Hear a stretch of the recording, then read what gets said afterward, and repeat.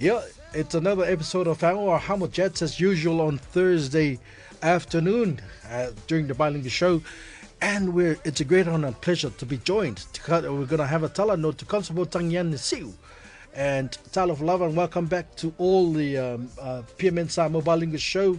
And this afternoon or this evening, it's an honor to introduce a remarkable young woman born and raised in Samoa whose hard work and determination have made her a true inspiration. She has shown that with courage and discipline and commitment, dreams can be achieved. So her journey is motivating many young Samoans to see the police force is not just a career, but as a calling to serve and to protect our communities.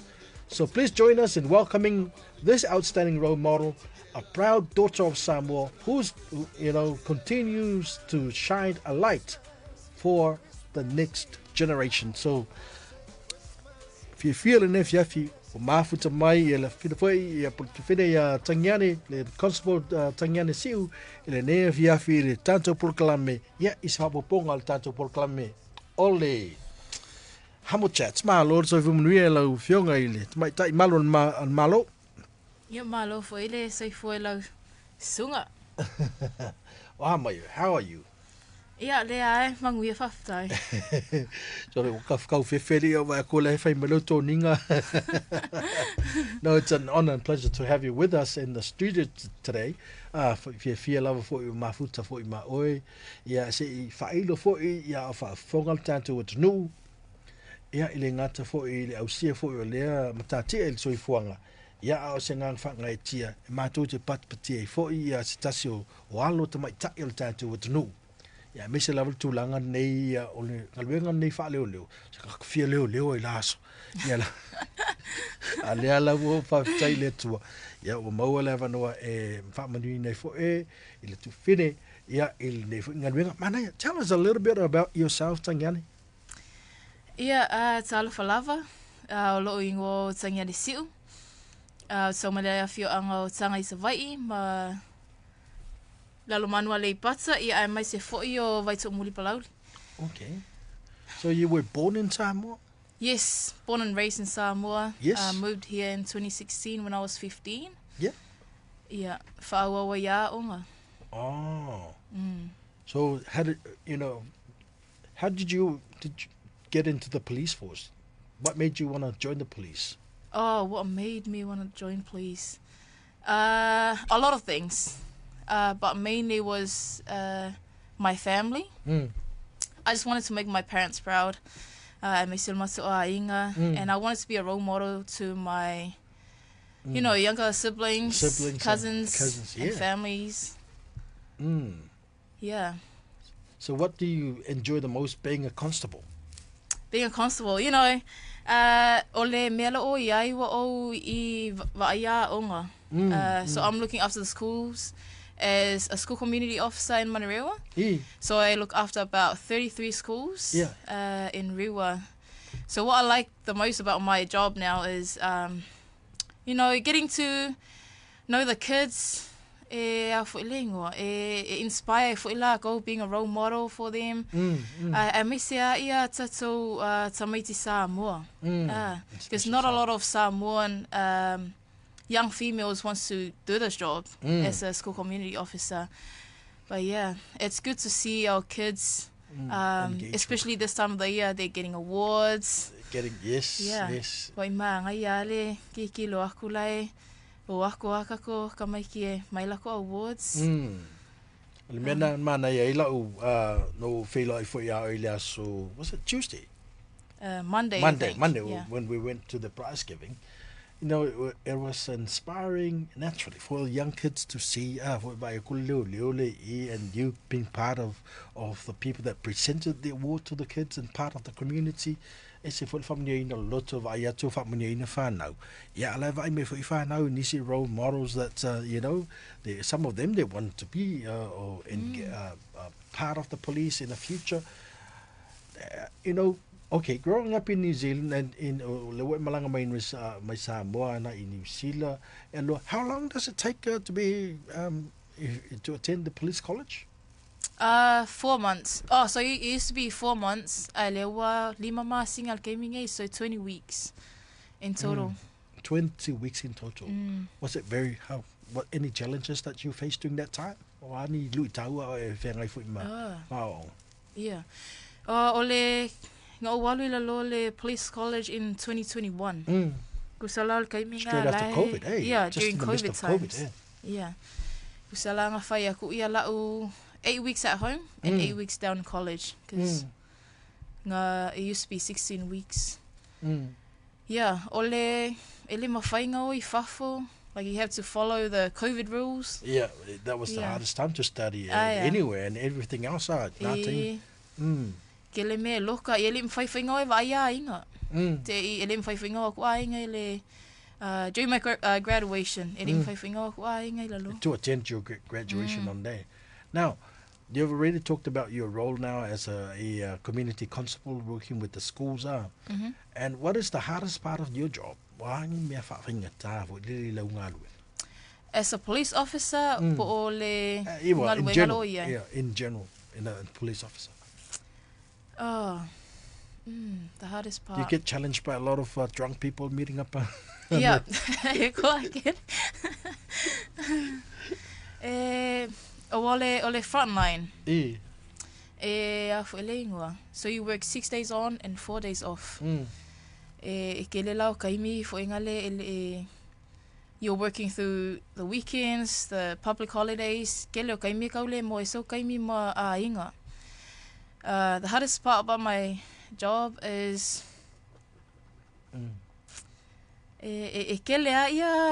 challenges on Luenga. As a police officer, quite often if I see you, because a lot of you will be meeting or you engage with a lot of drunk people. Yeah. You're dealing with a lot of criminals. You're going to be exposed to a lot of these people. Aren't you worried? Are you scared? Is there a time? Well, I guess working with drunk people, that's not really a challenge for me. Yeah, all right. The challenging thing about my job is when I went to a 1S. So a 1S in police is a code for sudden death of a 3-year-old. So that was very challenging. Terrifying. Ki lo ia kangaka I leo whapea ngā ole arrestinga o kangaka ave le whalpui. There's a lot of things that we attend. Leo sila fia fo I mai loa kangaka. Like, so we attend sudden deaths. Pe a whapea ma liu se kangaka I se ainga. Leo iei sanga history I le whale mai. Yeah, there's no... attend leo. Fo I se kaimi maliu kangaka alai sanga history fale mai le I whapeo whai medifo mai le expecting o maliu. Sudden death, this is maliu whavo se tangata. Attend for leo. And a lot of other things like suicides and stuff like that. Ele whaengale challenging physically, but mentally it is.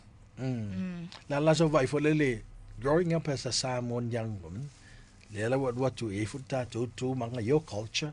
How does the culture play a role in your work? Laso langona hulele mate amichel tu va felo ai matangata. Yeah.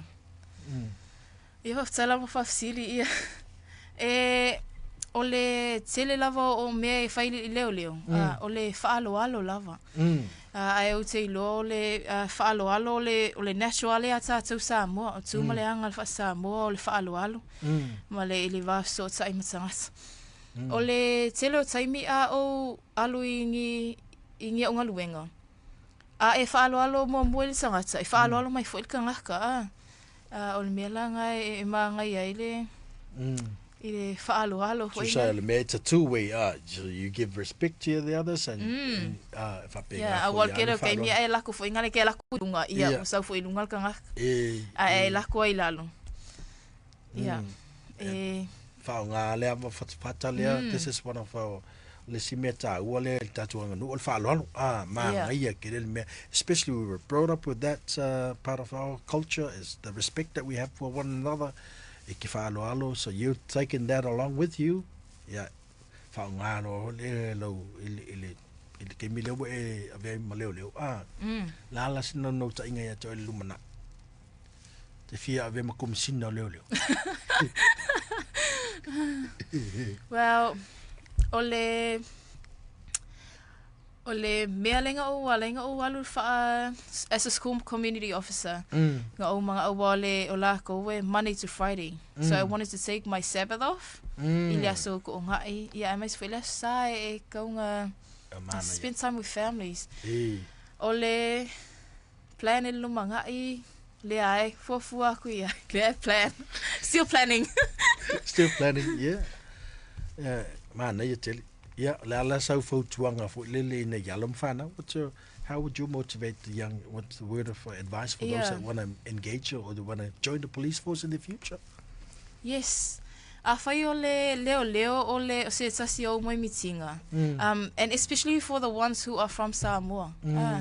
E to tele I ko akele kaimi e a whelengwa. E o mai Samoa wha apea e sengi usila. But if they can do it, we can too. Ele se feng se me feng sale ali, I guess. Yeah. E a whelengos. E ma whai umai ka ngaka mea uma.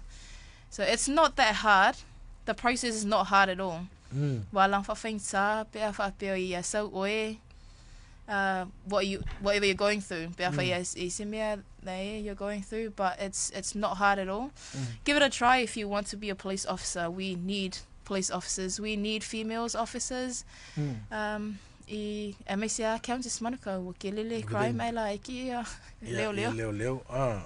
O tele ia malo fa tai ia mai e niolo fa anga Christmas nga leo e fio mai le tatu la leo foi a mesel tatu ofisa ia muli mai niolo fa anga mo ainga foi o lo mai mo mai le ngata I tonu New Zealand ia au sa mo voi bo le tafala val ke lopelo o sila mai mo fa fo mai tatu ainga ma wo ile ne fia ia la fionga le malo ia aftai lava ia mole tolo fa anga isi mato ainga umalava I nei o Kilani ma la tolo I Ashburton se o ainga I tanga I Savai la manu wale pata ma vaito muli palauli e mole tolo fa anga tele la mo so be safe during Christmas and New Year's aua fo ile so nga fire ia be safe. And my malufaanga isi mato ekalesia I Samaki Samoan SDA Church.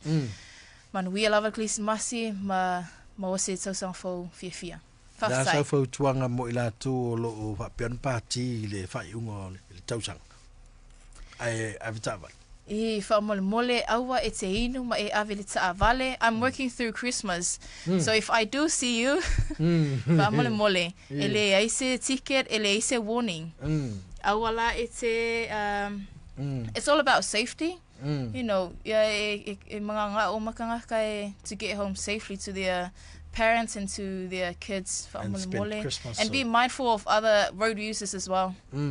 Be vigilant and be mindful to all the other road users and commuters on the road. Malo, whaftai tele lo fionga e lo sufot malo. Wonderful talanoa with Constable Tagiane siu. Whawhitai ia maskapaki patina ia iele atua fo I le fo ialo tamai tai o le tātu o tunu. Wa ia au sia le nei fo I matati o le avea matamai tai leo I New Zealand. Not many of us. E le to tele I tamai tai sa moa e la tōti au sia. Ia le fo I tulanga e meisa lava I le official leo e whawhitai le tu e whamnianga fo I le fionga ia le Constable Tagiane ia.